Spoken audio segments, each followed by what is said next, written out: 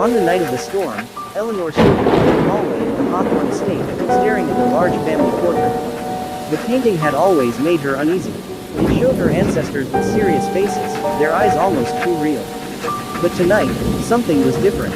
A woman in a black dress stood at the edge of the painting, someone Eleanor had never seen there before. Her heart pounded as she stepped closer. She had studied this painting many times as a child, memorizing every face. This woman was new. "Grandmother, do you see that?"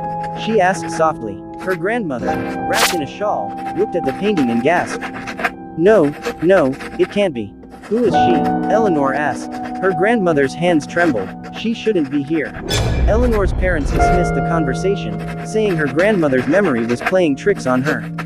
But Eleanor couldn't forget about it. She searched the attic, opening old trunks and boxes. Finally, she found an old photograph inside a book. It was the same woman from the painting.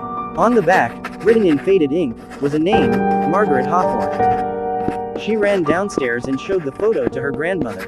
Who is she? Tears filled her grandmother's eyes. Margaret was my aunt. She disappeared when she was 20. No one ever spoke of her again. Eleanor glanced at the painting again. The woman's lips now seemed to form the faintest smile. Determined to find the truth, Eleanor searched through old estate records. She found a newspaper clipping from 1913. Young woman disappears from Hawthorne Manor. Margaret had been engaged, but the night before her wedding, she vanished. Some said she ran away, but others whispered darker rumors. That night, unable to sleep, Eleanor walked back to the hallway. The storm outside shook the windows, making shadows dance on the walls. Just as she turned to leave, she heard a soft sigh. She looked back at the portrait.